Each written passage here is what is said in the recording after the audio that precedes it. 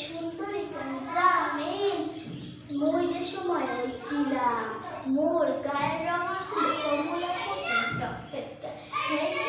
আব্বা নয় মোর নাম শঙ্করে ডাকছেলে রঙের সুন্দরী দেহে এখনো কি কম আছে নাকি আমনে মোর খালারে দেখেন নাই ও খালাই তো মোরে শহরে আসছিল বলছিল বালা বালা খাবি সুন্দর সুন্দর কাপড় পরবি তীরে আর কাম করবি তোর খালা মিশা কথা কয় না ও আল্লাহ 2 দিন